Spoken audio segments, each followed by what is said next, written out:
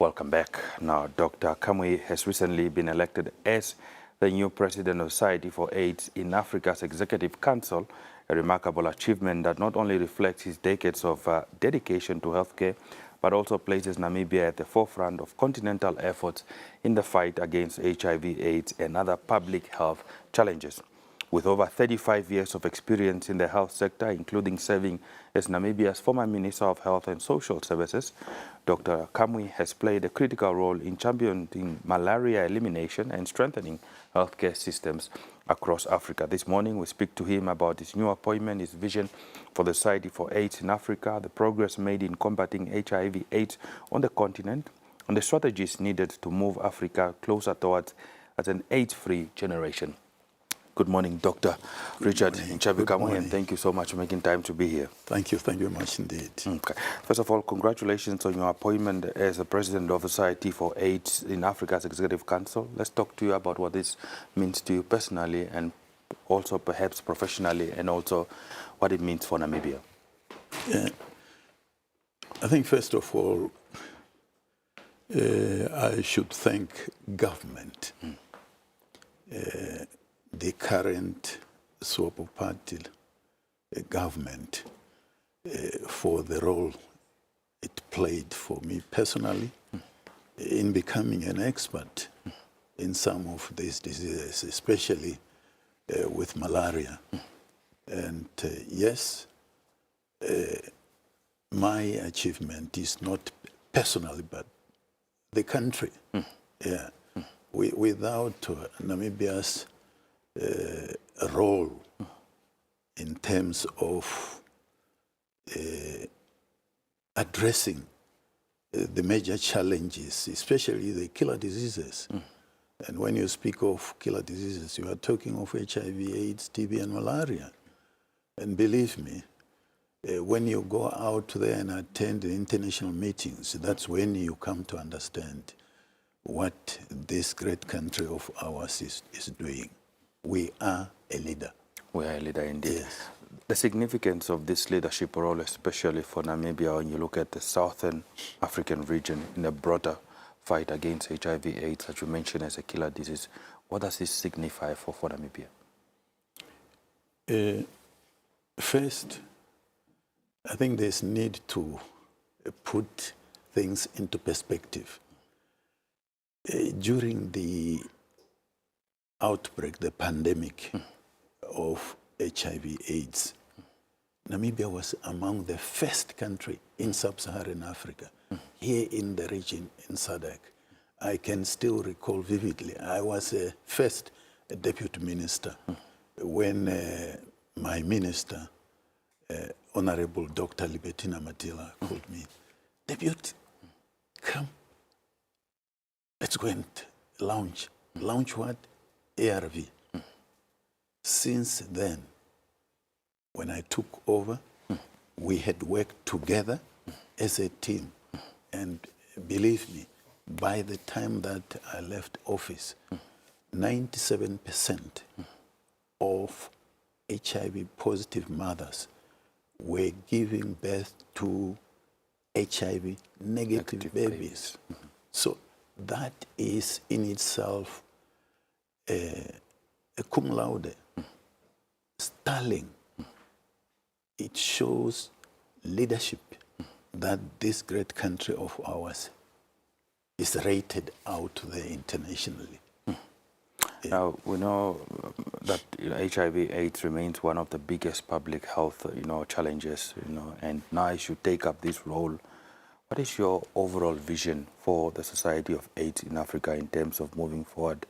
And in your view, some of those major gaps that perhaps, that the executive committee that you are leading sees that you need to address during your tenure? I think the first thing is to address the challenges that relates to capacity. There's need that the society addresses management and control of HIV, AIDS, TB, and malaria across the African continent. Make sure that training and research is in place. Then try the best to make sure that there are tools, new tools, to address these major killer diseases, including the emerging and re-emerging diseases. Yes, not alone, but in collaboration with the World Health Organization as an institution that is entrusted by the United Nations to address the health of humanity globally. And yes, among others, UNAIDS and other international organizations addressing HIV infections. Yeah, and to make sure that we get across the 54 member states and lobby them to see to it that there's funding, and to make it a point that this issue of crying foul with resources to come from the USA, Trump, no. The geopolitics is very clear. Namibian government must see to it that the Ministry of Health and Social Services is capacitated in terms of resources, medicines are in place.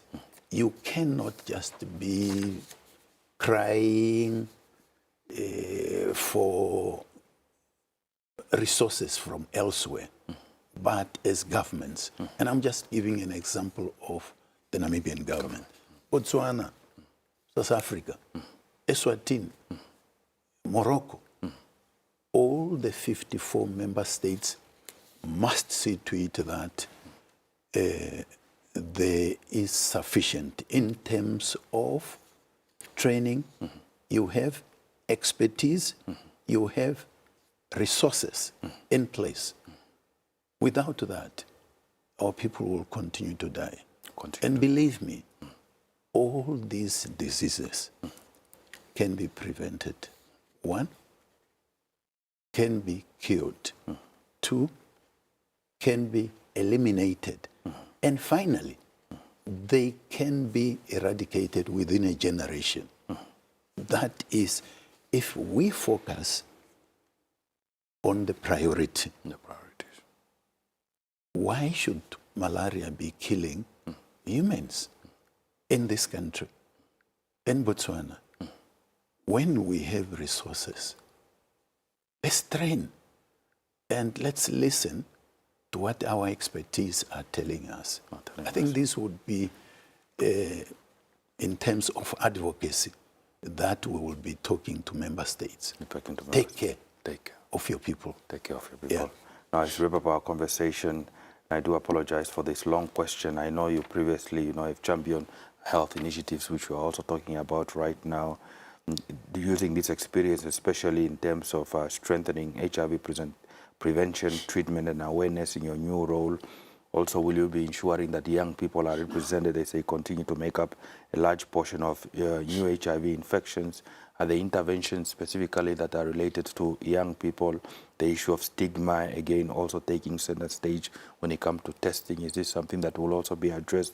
And technology, which you talked about, these tools in improving our health systems globally, is this something that you will also be contributing or working towards?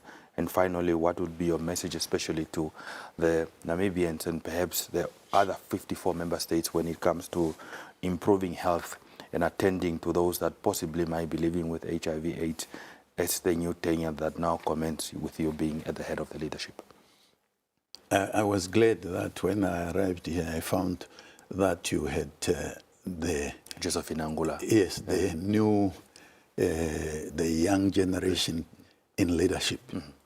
If we are to succeed, first and foremost, we have to work with the youth. We have to work with the women. They are in majority. You like it or not. They should be there to be seen to be taking the leadership to the promised land.